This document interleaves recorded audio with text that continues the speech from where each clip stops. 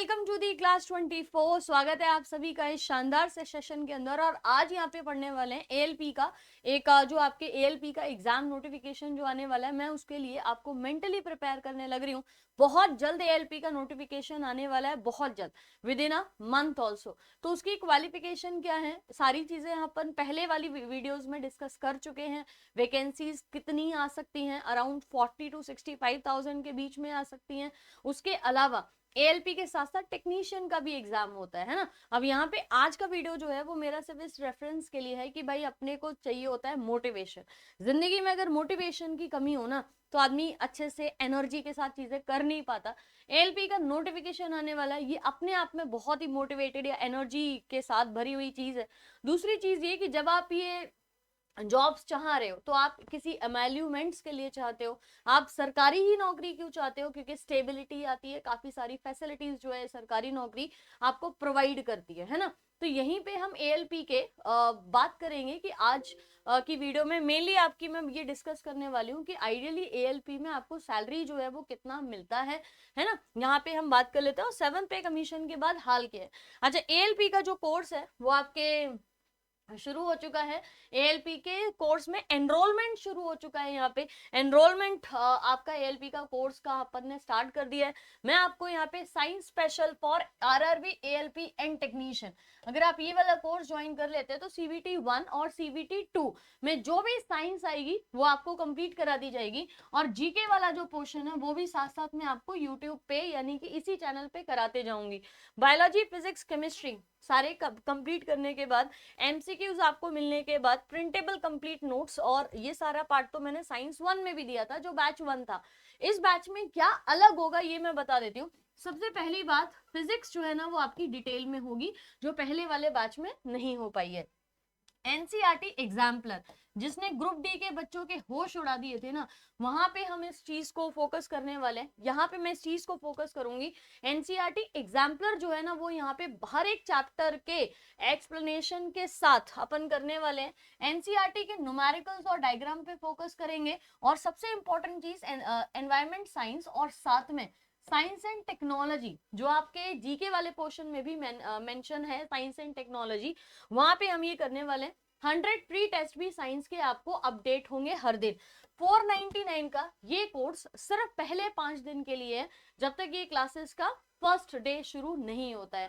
First day ideally आपका Saturday तक आपका जो है 499 का है, उसके बाद यही कोर्स आपका 999 का हो जाएगा। राइट, काफी कुछ कवर करने वाले हैं, मिस मत करिए। चांस है एएलपी में बहुत आगे वैकेंसी कब आएंगी यू नेवर नो। 2018 के बाद अब आ रही हैं, अगर 2023 के बाद अगली बार आएंगी तो 4 साल आपके पास, 4 साल इंतजार करने का समय नहीं होगा। अब मैं ये उम्मीद करती हूँ। इंजीनियरिंग, ड्राइंग और बेसिक साइंस की क्लास शुभम सर भी ले रहे हैं, वहां से भी आप सर को फॉलो कर सकते हो और सर का बैच भी ज्वाइन कर सकते हो।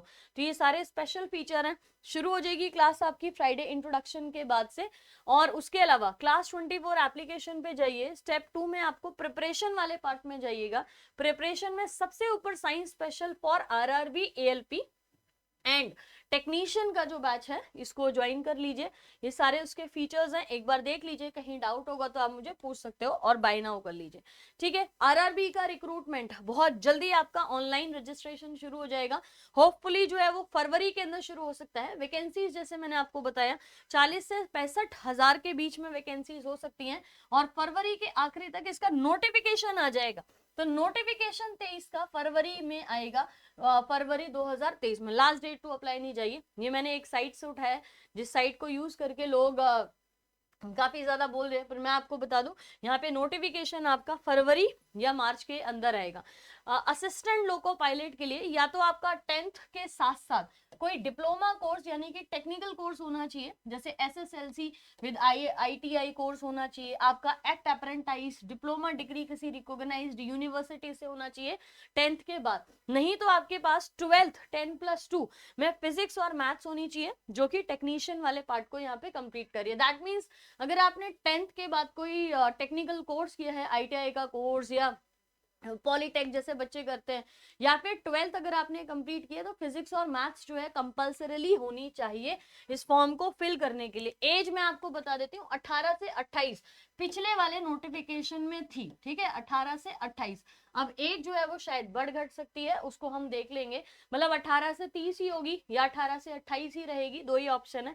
पेपर आपका stage 1 stage 2 part A part B ऐसे करके आपका 2 स्टेजेस में होने वाला है, जिसमें से फर्स्ट स्टेज बहुत इंपॉर्टेंट होती है, 75 क्वेश्चन 60 मिनट में कंप्लीट होने होते हैं। सीबीटी पार्ट ए इसी तरीके का होता है, क्वेश्चन नंबर और टाइम जो है वो बढ़ा दिया जाता है। सीबीटी पार्ट 2 जो है वो थोड़ा सा डिफरेंट होगा, जहाँ पे इंजीनियरिंग ड्राइंग वगैरह आने वाली है। बेसिक साइंस आपसे पूछी जाएगी, जहाँ पे कुछ नॉर्मल सा सिलेबस है, आप कोई भी पेपर दीजिए यही सिलेबस आपका रहता है, आप एसएससी का कोई भी एग्जाम दीजिए, आप रेलवे का कोई भी एग्जाम देंगे, सिलेबस सेम है, बस इसमें थोड़ी रिक्वायरमेंट साइंस बैकग्राउंड के बच्चों को होती है। अब मैं यहाँ पे एक बार सैलरी डिस्कस कर लेती हूँ। देखिए आरआरबी की सैलरी का जो पे स्केल है वो 20,500 का है, ठीक है, 20,500, जहाँ पे आपके पास डियरेंस अलाउंस डीए जो है वो ऐड हो जाता है, हाउस रेंट अलाउंस, ठीक है, एचआरए जिसको बोलते हैं। और मैं आपको बता दूं एचआरए जो है ना वो आपका लगभग 24% ही रहता है हर सरकारी नौकरी में। अगर सेंट्रल गवर्नमेंट की जॉब है तो आपकी सैलरी का 24%। सैलरी जो है ना वो कितनी आपकी है उसके हिसाब से आपका, अगर आप घर नहीं ले रहे हो तो आपको वो पैसा ऐड होके मिलता है सैलरी में, अगर आप घर लेते हो, गवर्नमेंट क्वार्टर्स लेते हो, तो आपको एचआरए कट के मिलता है। यहाँ पे जो है वो 2132 है। ट्रांसपोर्ट अलाउंस जिसको टीए बोलते हैं 936 है। नाइट ड्यूटी अलाउंस जो कि रेलवे में काफी कॉमन है, एएलपी अगर आप लोगे, टेक्नीशियन लोगे, ग्रुप डी वाले बच्चों से आप बात करोगे तो यस आपकी कभी भी नाइट ड्यूटी लग जाती है, लेकिन उसका आपको 2012 रुपए अलाउंस जो है वो मिलता है। उसके अलावा केएमए हो गया, एआर हो गया, नेट डिटेक्शन आपकी हटा के तकरीबन जो पिछली बार का ग्राफ है वो 37,714 मिलता है, ठीक है। इस बार ये वैकेंसीज जो है वो 4 साल बाद आ रही है, 4 साल में आपका 7th पे कमीशन भी लग चुका है, तो तकरीबन आपके पास 45,000 के आसपास की वैकेंसी, मतलब 45,000 रुपए इन हैंड आपके आएंगे, उसमें कहीं पे भी कोई दो राय नहीं है। इनफैक्ट 45 to 50,000 के आसपास आपका ये मनी जो है वो आती है। अब आप में से कई लोग, अरे यार 45,000 के लिए काम करें, ये करें वो करें, लो भाई आपके सामने मैंने सैलरी बढ़ा दी।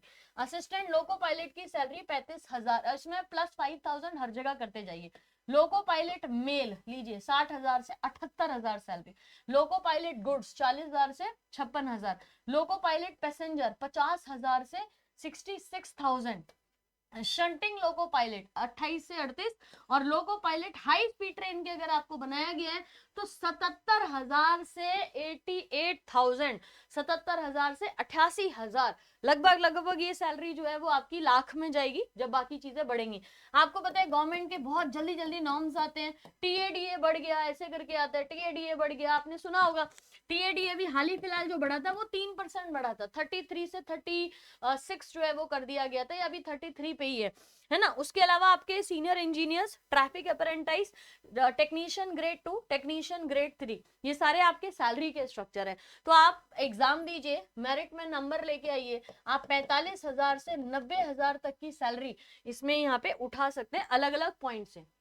अब आप बोलोगे अच्छा इसके अलावा क्या बेनिफिट है, सिर्फ देखिए गवर्नमेंट नौकरी का, सरकारी नौकरी का सबसे बड़ा बेनिफिट ये होता है कि सैलरी के अलावा आपको बहुत सारी डिफरेंट सुविधाएं मिलती हैं, जैसे कि आपका एचआरए है, हाँ घर मिल सकता है आपको, डियरेंस अलाउंस है, ट्रांसपोर्ट अलाउंस है जो हर साल बढ़ता रहता है। कई बार सरकार जो है वो इसको ऐसे भी बढ़ा देती है इलेक्शन वगैरह के चक्कर में, अभी बढ़ा है आपका फिर से बढ़ेगा, और महंगाई के हिसाब से भी आपका टीएडीए बढ़ता रहता है। मान लीजिए कि जो महंगाई की दर है वो बढ़ गई है तो टीएडीए भी आपका यहाँ पे बढ़ जाएगा। रनिंग अलाउंस जो आपका कितना किलोमीटर, जैसे आप जो है वो मुजफ्फरनगर में प्लेस्ड हो, लेकिन अगर आपको गाजियाबाद भेजा जा रहा है, आपको लखनऊ भेजा जा रहा है, आपको दिल्ली भेजा जा रहा है, आपको मान लीजिए साउथ की किसी सिटी में भेजा जा रहा है, तो उसका जो भी खर्चा होगा वो किलोमीटर जितना ट्रेवल किया है वो आपको पैसा मिलेगा, आपको कोई अलग से पैसा खर्च नहीं करना पड़ेगा।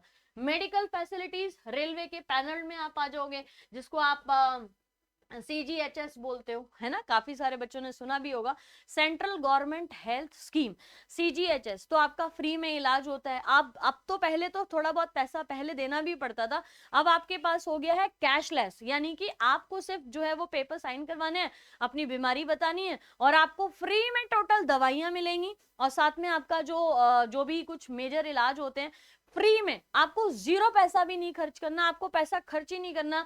आप बस अपना पर्चा बनाइए, CGHS का कार्ड आपका बनेगा, शुरू के 5-6 महीने में ही बन जाए, मतलब एक बार 1 साल के अंदर आप बनवा सकते हो यहाँ पे, और उसके बाद आप किसी भी हॉस्पिटल में जो पैनल्ड में होंगे वहां जाके इलाज करा सकते हो। बहुत मेडिकल फैसिलिटी, मुझे लगता है कि पूरे आपके मेडिकल फैसिलिटी सबसे बड़ी फैसिलिटी। आप दवाइयां लेने जाओ, 1000-1500 की डायबिटीज की और ये सारी दवाइयां आती हैं। अब डायबिटीज की कहां से आ गई, क्योंकि अगर आप जुड़ोगे तो आपके साथ आपके फैमिली मेंबर जो डिपेंडेंट है वो भी तो जुड़ेंगे ना, आपके मदर और फादर जो हैं वो भी आपके साथ एसोसिएट होंगे, वो भी यहाँ पे इसके लिए एलिजिबल होंगे। तो जैसे मैं हूँ, मेरा गवर्नमेंट जॉब है, CGHS के पैनल में मेरी मदर जो है ना, शी टेक डायबिटीज की दवाइयां, है ना, क्योंकि मार्केट में कभी कभार अवेलेबल नहीं होती है। तो आप ये समझ लो 1500-2000 रुपए का जो खर्चा है महीने का दवाइयों वगैरह का, वो आपका बचेगा। उसके अलावा जो भी आपको अदर मेडिसिन लेनी है वो आप ले सकते हो, किसी भी अच्छे हॉस्पिटल में आप अपना इलाज करा सकते हो, है ना, सरकारी वाला सिस्टम है ना। Free railway tickets family member को मिलती हैं, जिसको आप LTC के नाम से जानते हो। हर सरकारी नौकरी में होता है कि जब आपका प्रोबेशनरी पीरियड ओवर हो जाता है ना, मतलब खत्म हो गया, आपने क्वालिफाई कर लिया प्रोबेशनरी पीरियड, उसके बाद आपको ट्रेन के टिकट्स मिलते हैं, घूमने के लिए मिल सकता है, 1 साल में एक बार मिलता है। आपको घर जाने के लिए भी सरकार पैसा देती है, समझो आप जब घर जाओगे अपने, तो जो नेटिव प्लेस होता है उसको विजिट करने के लिए किलोमीटर्स के हिसाब से आपको रुपए भी मिल जाते हैं। ठीक है, जैसे ये लिखा है देखो, home city and all India travel allowances, है ना। आप दुनिया में, मतलब दुनिया में नहीं, भारत में आप काम के लिए कहीं पे भी गए हो, आप पेपर लगा दीजिए, पैसा मिल जाएगा, और साल में 1 या 2 बार शायद होता है, वो मैंने कभी लिया नहीं है, मतलब CGHS के अलावा मैंने बाकी सुविधाएं ली नहीं है अभी तक, तो मुझे पता भी नहीं है कि कैसे क्या क्या है, लेकिन हाँ सुना है कैसे मिलता है। LTC जैसे 3 साल के बाद आपको मिलना शुरू हो जाती है, साल में एक बार LTC मिलती है। LTC में कुछ जगहें होती हैं, जैसे केरला है, अंडमान है, नॉर्थ ईस्ट है, आप यहाँ पे घूम के आ सकते हो। ठीक है, इन जगहों पे आप घूम के आ सकते हो, आपका गवर्नमेंट जो है वो इसका पूरा पैसा देगी। साथ में आपके जो डिपेंडेंट है, जैसे अगर आप मैरिड हो और आपके 3 बच्चे, है ना, तो आपका, आपकी वाइफ का और 3 बच्चे, अच्छा 3 बच्चों का थोड़ा सा गड़बड़ हो गया है, अभी सरकार ने 2 बच्चों का कर दिया है, अगर तीसरा बच्चा होगा तो उसका खर्चा आप खुद से उठाओगे, ये वाला हो गया। ग्रेटिट्यूड हो गया, 30 डेज की अर्न लीव होती है, 15 आप पहले सेमेस्टर में ले सकते हो, 15 आप दूसरे सेमेस्टर में ले सकते हो। 12 डे कैजुअल लीव, CL जो है वो आपकी 12 है। रेलवे की अच्छी बात है कि CL 12 है, आपका जो बाकी सेंट्रल गवर्नमेंट है वहां पे आपकी 8 CL होती है, लेकिन रेलवे में 12 है, 4 छुट्टियां ज्यादा है। उसके अलावा RH भी होता है, रिस्ट्रिक्टेड हॉलीडे 2 ले सकते हैं। 30 डेज का हाफ पे लीव होता है, अगर मान लीजिए अकस्मात भगवान ना करे, लेकिन अगर किसी महीने हम ज्यादा बीमार हो गए तो 1 महीने के लिए आप घर पे बैठ सकते हो, उस टाइम आपको हाफ पे मिलेगी। 10% डिडक्शन जो है ना वो आपकी पेंशन स्कीम से किया जाता है, मतलब आपकी जो पर्टिकुलर जो है सैलरी, उसमें से 10% आपका पेंशन में जाएगा। जब सरकारी नौकरी का फायदा, सरकारी नौकरी के लिए लोग क्या बोलते हैं, बुढ़ापे का सहारा है सरकारी नौकरी, है ना, तो यहाँ पे पेंशन जो है वो आपको आपकी नौकरी के बाद, यानी कि रिटायरमेंट, जब आप 62 ईयर्स के हो जाओगे, आप रिटायर हो जाओगे, उसके बाद जो है ना आपको पेंशन भी मिलेगी, जो भी आपकी सरकार का उस समय का परसेंटेज होगा। आपको 300 दिन की एक्स्ट्रा पैसे भी मिलते हैं, शायद ये आपको पता नहीं हो। जिस दिन आप रिटायर हो गए, आपको एक अमाउंट आपके बैंक में आ जाती है, जो आपके 300 दिन का, अगर आपने EL बचाई है तो, अगर आपने 300 EL बचाई हैं, आपने काम किया है उन EL पे, जैसे आप 1 साल में 30 EL ले सकते हो, 30 डेज ऑन लीव, और ये आपके लाइफ टाइम है। अगर आपने इन्हीं 30 डेज लीव को नहीं लिया, मान लीजिए आप 1 साल में 15 लो, 15 छोड़ दो, है ना, तो आपकी इकट्ठी होती जाती है, और आपने अगर 300 लीव पूरी कर ली तो आपको उसका पैसा मिलता है, और पैसा लास्ट सैलरी के हिसाब से मिलता है। हर 5 साल में आपकी सैलरी बढ़ती जाएगी, तो बहुत सारे बेनिफिट्स हैं। इसीलिए देखो हमारे बुजुर्ग लोग कहते थे, या तो नौकरी करेंगे सरकारी, नहीं तो बेचेंगे तरकारी, है ना, तो तरकारी तो बेचनी नहीं है, सरकारी नौकरी करनी है। काफी अच्छे अपॉर्चुनिटीज हैं आपके पास, ये ले लीजिए। यहाँ पे आपका सिलेक्शन प्रोसेस में first level CBT, second level CBT, CVAT, computer based aptitude, document verification के बाद आप यहाँ पे हो जाओगे, आप लग जाओगे। जॉब प्रोफाइल में आपका जो लोको पायलट बोलते हैं वही जाना होता है। आपके ऊपर कई सारे सीनियर लोग होंगे, जैसे डिफेक्ट हो जाता है, रेलवे सिग्नल्स को देखना है। ग्रुप डी में भी सिमिलर कुछ कुछ ऐसे ही काम है आपके। जो ग्रुप डी बच्चे लगे हुए हैं उनके जो मेरी बात हुई है, जो एएलपी भी बच्चे लगे हुए हैं उनसे भी मेरी बात हुई है, तो उनके बेसिस पे भी मैं आपको काफी सारी यहाँ पे चीजें बताने लग रही हूँ। बहुत जल्दी एक एएलपी का मैं इंटरव्यू भी आपका कराने लगूंगी। 2018 में इन्होंने एएलपी पास किया था, तो उनका इंटरव्यू अपन करेंगे, तब आप थोड़ा सा देखिएगा, समझिएगा। अब इसको क्वालिफाई करने के लिए, इतनी सारी ईएल लेने के लिए, ये सैलरी लेने के लिए और एलटीसी लेने के लिए, घूमने के लिए आपको यहाँ पे, और मेडिकल की सुविधाएं लेने के लिए आपको क्वालिफाई करना पड़ेगा पूरा पेपर, जिसमें साइंस जो है वो मेजर रोल प्ले करेगी एएलपी में। क्योंकि साइंस बैकग्राउंड के बच्चे मांगे हुए हैं, तो आपका साइंस इंपॉर्टेंट रोल प्ले करने वाली है। सो मेरा जो कोर्स है साइंस स्पेशल 499, जस्ट 499। आप इंडिया का कोई भी यूट्यूब चैनल उठा लो, कई लोग बहुत बोलते होंगे कि 150 में, 100 रुपए में। आप उनका क्वालिटी देख लेना एजुकेशन का।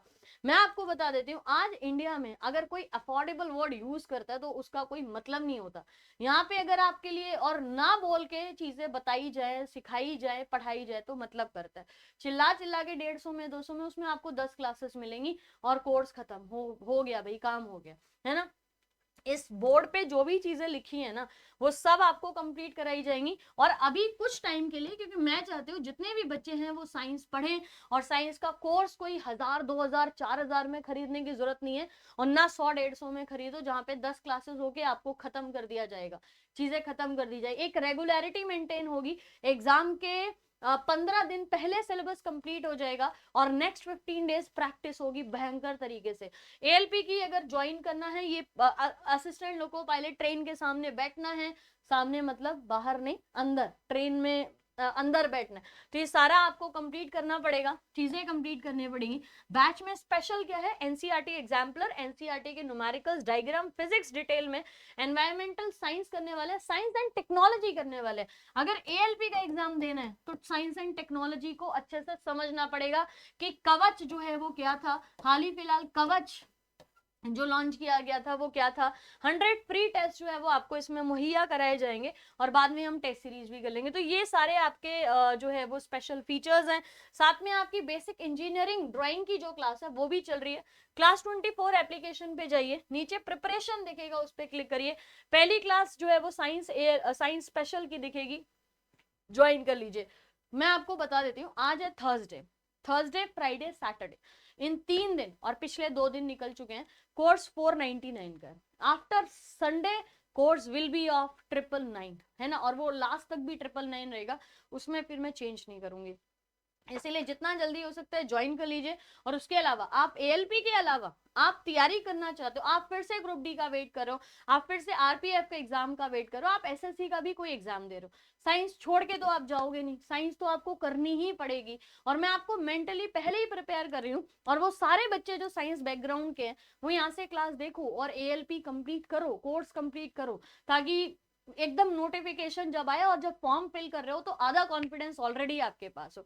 लेट्स सी, नेक्स्ट क्लास में मैं आपको एएलपी का जो कट ऑफ मार्क्स होते हैं वो बताने वाली हूँ, ताकि आप लोग के दिमाग में ये भी चीज क्लियर रहे कि इतना सब कुछ बता दिया, एग्जाम क्वालिफाई भी करना है तो कट ऑफ बता दो ना 2018 में क्या गई थी, और उसके बेसिस पे हम थोड़ी सी तैयारी कर पाए, क्योंकि हमें सब चीज देख के ही तैयारी करनी चाहिए। तो 2018 का कट ऑफ क्या रहा था एएलपी और टेक्नीशियन का, ये मेरा अगला वीडियो आएगा। इसमें आप जो है वो देख सकते हो कौन से पार्ट में कहाँ पे लैग करती हैं चीजें, कैसे समझना है चीजों को, जीके में बच्चों के कितने मार्क्स आते हैं, जीके और साइंस में क्या मुश्किल है बच्चे को आती है, ये सारी वीडियोस मैं यहाँ पे कवर करने वाली हूँ। टिल देन फ्राइडे को जो है ना इस वाले कोर्स का आपका नोटिफिकेशन होगा, इंट्रोडक्शन होगा, और बाकी सारे बच्चे जो है ज्वाइन कर लीजिए फटाफट। ठीक है, चलिए मिलते हैं नेक्स्ट वीडियो में। Thank you so much, bye bye, take care.